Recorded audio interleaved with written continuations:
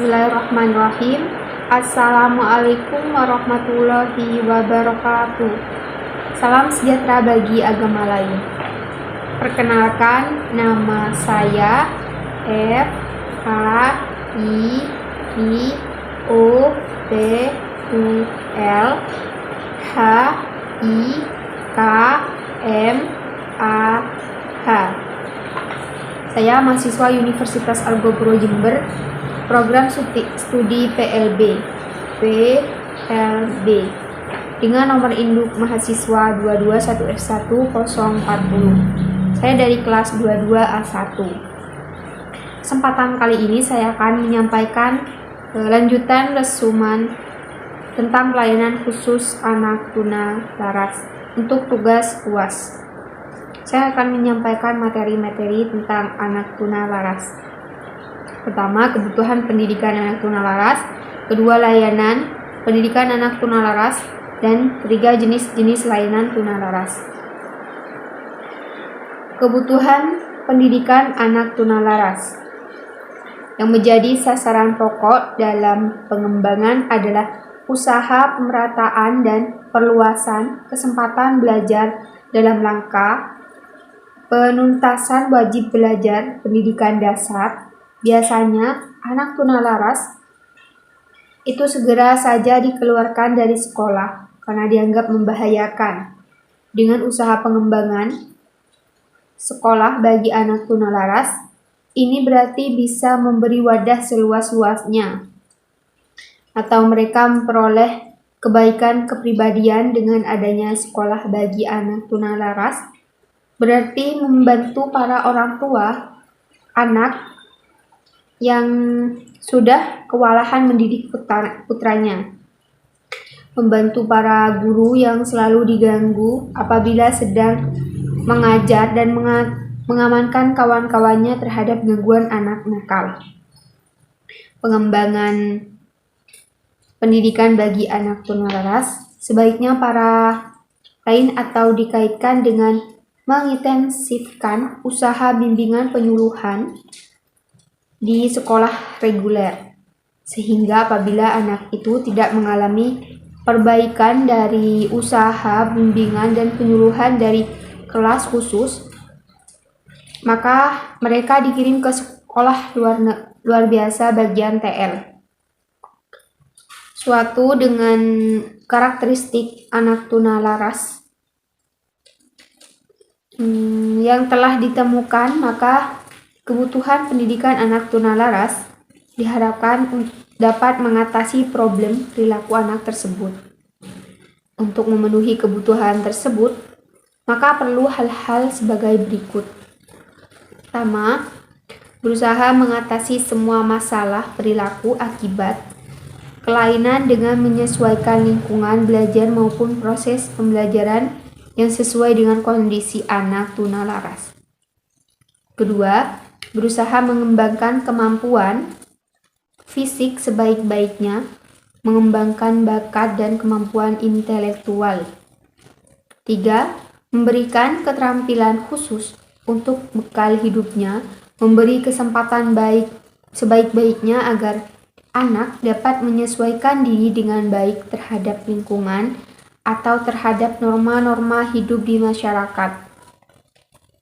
Memberi rasa aman agar mereka memiliki rasa percaya diri dan merasa tidak tersia-siakan oleh lingkungan masyarakat di sekitarnya. 5. Menciptakan suasana yang tidak menambah rasa rendah diri, bersalah bagi anak tunalaras. Guru perlu memberi penghargaan atas prestasi yang mereka tampilkan sehingga mereka merasa diterima oleh lingkungannya. Jenis-jenis layanan anak tunalaras. Dalam jenis-jenis layanan ini akan dikemukakan beberapa hal, yaitu mengurangi atau menghilangkan kondisi yang tidak menguntungkan yang menimbulkan atau menambah adanya gangguan perilaku. Adapun kondisi yang tidak menguntungkan ialah lingkungan fisik yang kurang memenuhi persyaratan seperti pembangunan, sekolah dan fasilitas yang tidak memadai, seperti ukuran kelas yang kecil dan sanitasi yang buruk. Tidak jarang hal ini akan menjadikan anak merasa bosan dan tidak betah berada di sekolah.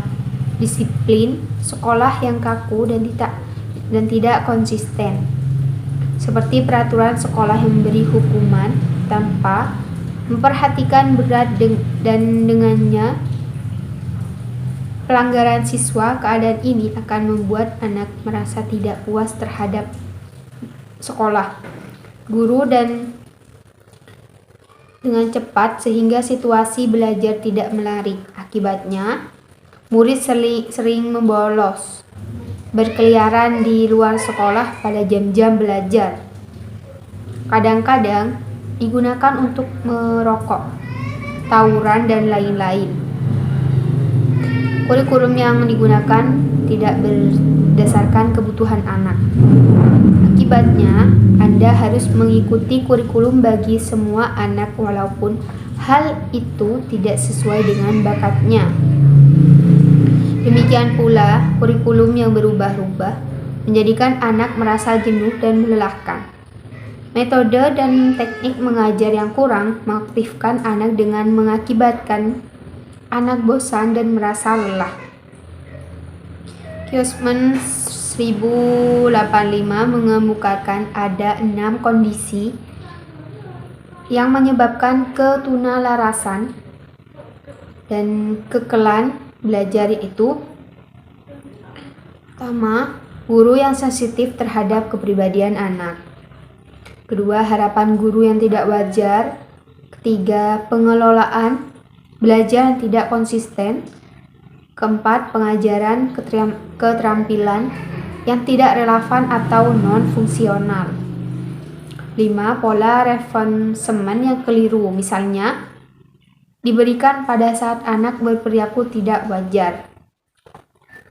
6. Model atau contoh yang tidak baik dari guru dan teman sebayanya. Menentukan model-model dan teknik pendekatan. Adanya perbaikan perhatian, hasil belajar, dan nilai tes yang baik, serta anak hiperaktif menuju ke arah perbaikan, yakni modifikasi perilaku. Salah satu teknik yang banyak dilakukan untuk mendorong perilaku prososial dan mengurangi perilaku antisosial adalah penyesuaian perilaku melalui operan conditioning dan teks analisis atau analisis tugas.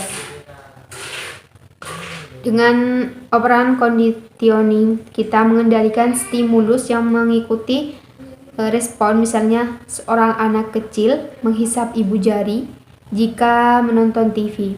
Orang tua mematikan TV selagi ibu jari di mulut anak dan nyalakan TV jika ia tidak menghisap ibu jari. Dalam hal ini, anak akan belajar jika ia ingin TV menyala, maka ia tidak boleh menghisap ibu jari. Menghisap ibu jari adalah operan yang dikendalikan oleh stimulus atau matinya TV yang mengikutinya. Pengondisian operan berdasarkan prinsip dasar bahwa perilaku adalah suatu fungsi konsekuensi penerapan stimulus. Positif atau TV menyala segera disetel setelah suatu respon atau matinya TV merupakan ada beberapa hal dalam melaksanakan modifikasi perilaku, yaitu menjelaskan perilaku yang akan diubah, menyediakan bahan yang mengharuskan anak untuk duduk diam, mengatakan perilaku yang tidak diterima. Strategi dinamika. Tujuan utama pendekatan psikodinamika adalah membantu anak menjadi sadar akan kebutuhannya, keinginannya, dan kekuatannya sendiri. Penganjur strategi ini menyarankan agar dilakukan evaluasi diagnostik, perawatan, pengambilan keputusan, dan prosedur psikiatrik. Mereka melihat bahwa perilaku maladaptif adalah penanda konflik jiwa. Mereka percaya bahwa menyingkirkan sesuatu gejala tanpa menghilangkan penyebabnya hanya menyebabkan penggantinya dengan gejala lainnya. Strategi ekologi pendukung teknik mengasumsikan bahwa dengan diciptakannya lingkungan yang baik, maka perilaku anak akan baik pula. Tempat layanan pendidikan bagi anak yang mengalami gangguan perilaku adalah ditempatkan di sekolah khusus. Ada pula yang dimasukkan dalam kelas-kelas biasa, yaitu belajar bersama-sama dengan anak yang normal. Berikut ini yang akan ditemukan macam-macam tempat pendidikan anak tunalaras, yaitu sebagai berikutnya. Kesimpulan secara definitif, anak dengan gangguan emosi dan perilaku adalah anak yang mengalami kesulitan dalam menyesuaikan diri dan bertingkah laku tidak sesuai dengan norma-norma yang berlaku dalam lingkungan maupun kelompok maupun masyarakat pada umumnya, sehingga merugikan dirinya maupun orang lain, dan karenanya memerlukan layanan pendidikan khusus kesejahteraan dirinya maupun lingkungannya. Program layanan pendidikan untuk anak dengan gangguan emosi dan perilaku di sekolah dasar hendaknya mulai dirintis untuk menjawab kemungkinan keberadaan mereka di sana. Peningkatan kemampuan identifikasi guru terhadap keberadaan anak-anak ini menjadi persyaratan mutlak yang diperlukan dalam pengelolaan gangguan emosi dan perilaku, sekaligus untuk merancang program pendidikan dalam pemberian yang sesuai untuk mereka yang di lingkungan sekolah dasar.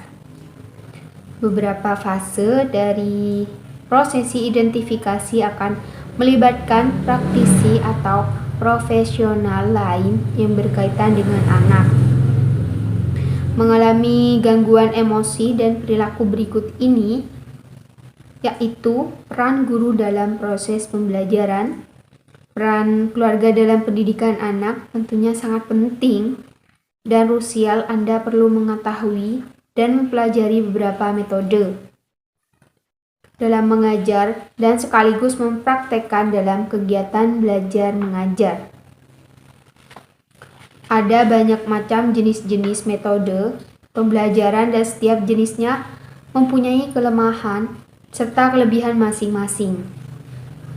Anak tunalaras juga memiliki beberapa masalah psikologis yang muncul akibat hambatannya. Di antaranya yaitu tingkah laku. Tingkah laku yang bisa jadi sangatlah ekstrim terjadi pada mereka yang menderita tunalaras. Anak-anak nakal merupakan hal-hal yang wajar, di mana terkadang proses merupakan hal yang wajar. Belajar berasal dari kenakalan, namun berbeda dengan anak normal. Tunalaras bukan hanya berbeda dengan tingkah laku anak lainnya. Orang awam akan menganggap anak tersebut masuk ke dalam ciri-ciri psikopat ringan. Bertentangan seperti yang dikatakan sebelumnya bahwa tingkah laku anak tunalaras yang tidak diharapkan oleh lingkungan karena bertentangan dengan harapan sosial dan kultural, sehingga mereka sering dianggap sebagai troublemaker atau memang yang menyebabkan masalah. Tekanan anak yang menderita penalaran bukan berarti tidak mendapatkan tekanan, di mana tekanan terjadi ketika orang tua masyarakat merasa bahwa anak ini menimbulkan bahaya dan akhirnya menekan sikap dan juga perilaku mereka. Sebenarnya, hal ini bisa diperbolehkan karena ada penambahan keliaran seorang anak penderita anak tunalaras. Selalu emosi, jenis emosi sangatlah banyak, namun tidak ada pada anak tunalaras Mereka yang menderita anak tunalaras akan selalu merasa marah dan semua hal yang berkaitan dengan hal yang salah, di mana mereka yang tidak ingin tahu kebenarannya dan apa yang sebenarnya terjadi, hanya akan puas jika melampiaskan rasa marahnya. Hal ini bisa mengganggu psikologis mereka. Terisolir mereka yang mengalami hambatan atau tunalaras akan mengisolir diri dan akhirnya berdampak pada psikologis. Entah sulit bergaul sampai berpikiran bahwa orang lain memiliki pendapat yang aneh ataupun bermasalah. Anak yang mengalami penularan bisa mengadakan hubungan sosial, tapi terbatas pada lingkungan tertentu, menghindar dan mengabaikan ketika orang lain marah, rasa jika tidak bisa berbicara, dan memilih untuk menghindar. Hal ini terjadi pada mereka yang tunalaras tingkat tinggi dan dengan rasa perhatian dan empati rendah. Menunda, tetap acuh sering menunda-nunda tugas yang penting sekaligus dikarenakan memiliki permasalahan dengan orang-orang yang berkaitan dengan tugas tersebut, bahkan terkadang memiliki melakukan hal-hal yang kurang penting, kurang simpati dan empati. Mereka termasuk ke dalam tunalaras yang sudah dijelaskan bahwa mereka tidak mempunyai kemampuan sama sekali untuk bisa ataupun mau belajar. Sikap-sikap sosial ini disebabkan oleh pembawaan atau kelainan anak tersebut untuk bisa mengenal hubungan kasih sayang, sehingga anak pada golongan ini banyak bersifat apastik, egois, bahkan jika sudah parah maka akan kurang ajar, berani melawan kriminalitas. Anak yang masuk ke dalam tunalaras bisa jadi mereka yang sebenarnya memiliki masalah pribadi yang tidak mampu diselesaikannya, sehingga mereka melampiaskannya dengan cara yang salah dan berbeda. Biasanya anak tunalaras ini akan merasa tiba-tiba agresif, cemas, dan tidak memiliki rasa bersalah jika hal ini sudah muncul pada tindakan lain seperti mencuri dan bermusuhan, dan wajar dilakukan anak apabila jika mereka tidak memiliki bimbingan. Jika sudah seperti ini, kriminalitas mungkin sudah terjadi.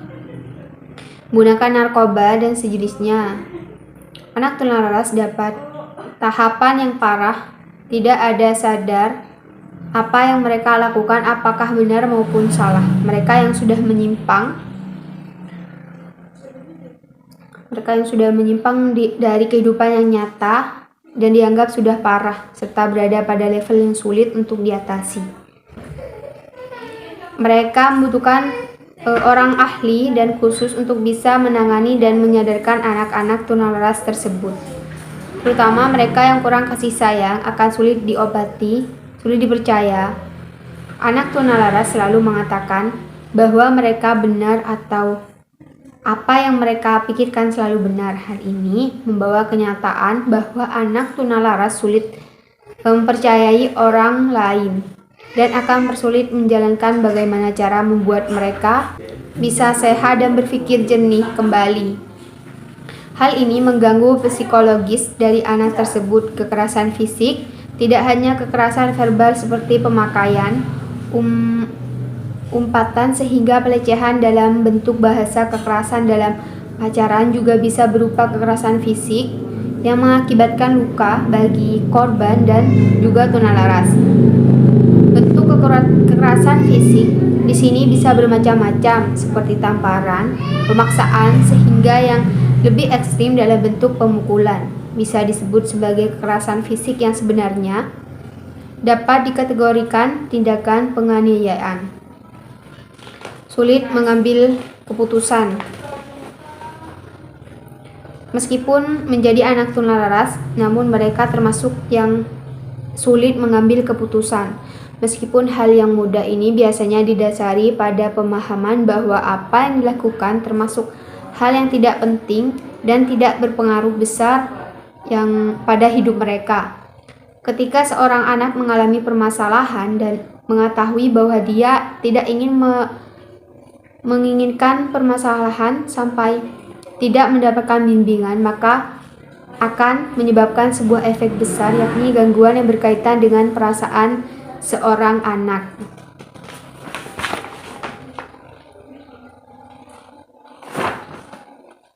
Terutama tunalaras bisa saja muncul dari bagian dalam diri anak tersebut, atau bisa dikatakan sudah ada bibit atau mereka yang bisa berubah menjadi tunalaras dikarenakan memang sudah memiliki permasalahan secara eksternal dan berpengaruh besar. Prinsip-prinsip pembelajaran bagi anak tunalaras yang selaras dengan tanda proses terdiri dari prinsip umum dan prinsip khusus. Prinsip umum, jadi prinsip motivasi guru harus senantiasa memberikan motivasi kepada siswa agar tetap memiliki gairah dan semangat yang tinggi dalam mengikuti kegiatan pembelajaran. Prinsip latar atau konteks, guru perlu mengenal siswa secara mendalam menggunakan contoh, memanfaatkan sumber belajar yang ada di lingkungan sekitar dan semaksimal mungkin menghindari pengulang-ulangan materi pengajaran yang sebenarnya tidak terlalu penting bagi anak. Prinsip keterarahan, setiap anak melakukan kegiatan pembelajaran, guru harus merumuskan tujuan secara jelas, menyiapkan bahan dan alat yang sesuai, dan serta mengembangkan strategi pembelajaran yang tepat. Prinsip hubungan sosial dalam kegiatan pembelajaran perlu mengembangkan strategi pembelajaran yang mampu mengoptimalkan interaksi antara guru dengan siswa, siswa dengan siswa, guru dengan siswa dan lingkungan, serta interaksi banyak arah. Prinsip belajar sambil bekerja dalam kegiatan pembelajaran, guru harus banyak memberi kesempatan kepada anak melakukan praktek atau percobaan atau menemukan sesuatu melalui pengamatan, penelitian, dan sebagainya.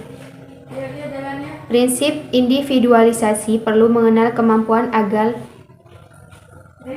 dan karakteristik setiap anak secara mendalam, baik dari segi kemampuan maupun ketidakmampuan dalam menyerap materi pembelajaran, kecepatan dan maupun keterlambatan dalam belajar, dan perilakunya, sehingga setiap kegiatan pembelajaran masing-masing anak mendapat perhatian dan perlakuan yang sesuai. Prinsip menemukan, guru perlu mengembangkan strategi pembelajaran yang mampu memancing anak untuk terlibat secara aktif, baik fisik, mental, ataupun sosial. Prinsip khusus pembelajaran bagi anak tunalaras, prinsip kebutuhan dan keaktifan anak tunalaras sehingga selalu ingin memenuhi kebutuhan dan keinginannya tanpa memperdulikan kepentingan orang lain untuk memenuhi kebutuhannya. Itu ia menggunakan kesempatan yang ada pada tanda tanpa mengikat kepentingan orang lain. Kalau perlu melanggar semua peraturan yang ada meskipun ia harus, misalnya hal ini jelas merugikan baik diri sendiri maupun orang lain.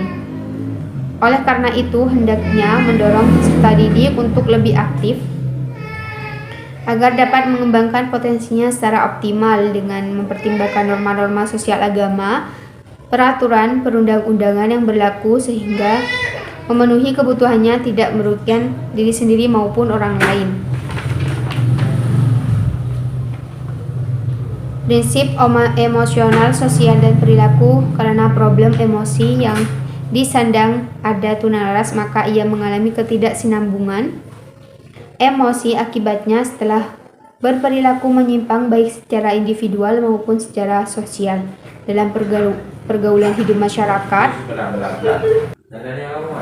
Oleh karena itu, guru harus berusaha mengidentifikasi problem emosi yang disangsang anak, kemudian berupaya menghilangkannya untuk diganti dengan sifat-sifat yang baik dan sesuai dengan norma-norma yang berlaku di masyarakat, dengan cara diberi tugas-tugas tertentu baik secara individual maupun secara kelompok. Prinsip disiplin pada umumnya, anak tunalaras ingin memanfaatkan kesempatan yang ada untuk memenuhi keinginannya tanpa mengindahkan norma-norma yang berlaku. sehingga ia hidup lepas dari disiplin. Sikap ketidaktaatan dan lepas dari keaturan merupakan sikap kehidupan sehari-hari. Oleh karena itu, guru perlu membiasakan siswa untuk hidup teratur, dengan selalu diberi keteladanan dan kepemimpinan dan pembinaan dengan sabar. Prinsip kasih sayang anak tunalaras umumnya harus akan kasih sayang baik dari orang tua maupun dari keluarganya. Akibatnya, anak akan selalu mencari kasih sayang dan menumpahkan keluhannya di luar rumah. Kalau ia ketika menemukannya akan menjadi agresif, cenderung hiperaktif, atau sebaliknya ia menjadi rendah diri, pendiam, atau menyendiri. Oleh karena itu, pendekatan kasih sayang dan kesabaran yang dilakukan guru diharapkan dapat mengisi kekosongan jiwa anak. Dengan pendekatan kasih sayang akan membuat anak merasa nyaman, sehingga mereka akan rajin ke sekolah dan merasa ada tempat untuk mencurahkan perasaannya, yang pada akhirnya mereka akan patuh kepada guru. Baik, sekian penjelasan tentang anak tunalaras dari saya. Mohon maaf selebihnya. Assalamualaikum warahmatullahi wabarakatuh.